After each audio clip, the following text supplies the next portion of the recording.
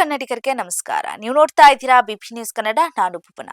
ಶಬರಿಮಲೆಗೆ ಚಿನ್ನದ ವಿವಾದ ಈಗ ಕೇವಲ ತನಿಖೆಗೆ ಸೀಮಿತವಾಗದೆ ರಾಜಕೀಯದ ಬೃಹತ್ ಹುತ್ತುವಾಗಿ ಬೆಳೀತಾ ಇದೆ.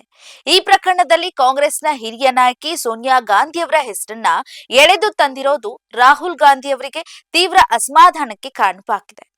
ಶಬರಿಮಲೆಯ ಅಯ್ಯಪ್ಪ ದೇವಸ್ಥಾನದ ದ್ವಾರಪಾಲಕ ವಿಗ್ರಹಗಳ ನಾಪತ್ತೆ ಪ್ರಕರಣಕ್ಕೆ ಸಂಬಂಧಿಸಿದಂತೆ ವಿಶೇಷ ತನಿಖಾ ತಂಡವು ಉನ್ನಿಕೃಷ್ಣನ್ ಪೊಟ್ಟಿ ಸೇರಿದಂತೆ 12 ಜನರನ್ನ ಬಂಧಿಸಿದಂತಹ ಬೆನ್ನಲ್ಲೇ ಈಗ ರಾಜಕೀಯ ಕಿಚ್ಚು ಹೊತ್ತಿಕೊಂಡಿದೆ.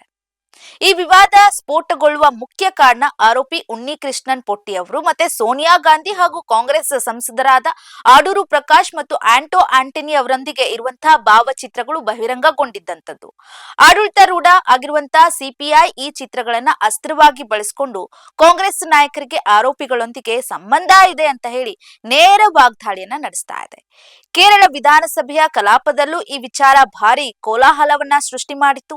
ಸಚಿವರಾದ ವಿ ಶಿವಣ್ಣ ಕುಟ್ಟಿ ಮತ್ತು ಎಂಬಿ ರಾಜೇಶ್ ಅವರು ಕಾಂಗ್ರೆಸ್ ವಿರುದ್ಧ ಆಕ್ರಮಣಕಾರಿ ವಾದವನ್ನ ಮಂಡಿಸಿದ್ರು. ಇನ್ನು ಮೂಲಗಳ ಪ್ರಕಾರ ಕೇರಳದ ಕಾಂಗ್ರೆಸ್ ಘಟಕವು ಈ ವಿಚಾರವನ್ನ ನಿಭಾಯಿಸಿದ ರೀತಿಯ ಬಗ್ಗೆ ರಾಹುಲ್ ಗಾಂಧಿ ಅವರು ಸಾಕಷ್ಟು ಬೇಸರಗೊಂಡಿದ್ದಾರೆ. ಸ್ಥಳೀಯ ನಾಯಕರು ದೂರದೃಷ್ಟಿ ಇಲ್ಲದೆ ವರ್ತಿಸಿದಂತ ಕಾರಣದಿಂದಲೇ ಎಡರಂಗಕ್ಕೆ ಸೋನಿಯಾ ಗಾಂಧಿ ಅವರ ಹೆಸರನ್ನ ಬಳಸಿಕೊಳ್ಳೋದಕ್ಕೆ ಅವಕಾಶ ಸಿಕ್ಕಿದೆ ಎಂಬುದು ಅವರ ಅಭಿಪ್ರಾಯವಾಗಿದೆ.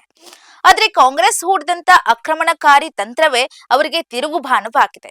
ಸಿಪಿಐಗೆ ದೊಡ್ಡ ಮಟ್ಟದ ರಾಜಕೀಯ ಲಾಭ ತಂದುಕೊಟ್ಟಿದೆ ಅನ್ನೋದು ಅವರ ವಾದವಾಗಿದೆ. ಇನ್ನು ಸಂಸದ ಆಡೂರ್ ಪ್ರಕಾಶ್ ಅವರು ಕೂಡ ಆರೋಪಿ ಪೊಟ್ಟಿ ಅವರನ್ನ ಭೇಟಿಯಾಗಿರೋದನ್ನ ಒಪ್ಪಿಕೊಂಡಿದ್ರು.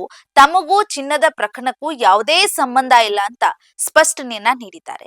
ಆದ್ರೆ ಭಾವಚಿತ್ರಗಳ ಬಗ್ಗೆ ಸೂಕ್ತ ವಿವರಣೆಯನ್ನ ನೀಡಲು ಕಾಂಗ್ರೆಸ್ ವಿಫಲರಾಗಿದ್ದಾರೆ. ಇದೆಲ್ಲವೂ ಪಕ್ಷವನ್ನ ಇಕ್ಕಟ್ಟಿಗೆ ಸಿಲುಕಿಸಿದೆ. ಇದಾಗಿತ್ತು ಇವತ್ತಿನ ಕರೆಂಟ್ ಕಂಟೆಂಟ್. ಸಮಗ್ರ ಸುದ್ದಿಗಳಿಗಾಗಿ ಸದಾ ಗಮನಿಸಿ ಬಿಪಿ ನ್ಯೂಸ್ ಕನ್ನಡ. ಇದು ಕನ್ನಡಿಗರ ಪ್ರತಿಧ್ವನಿ.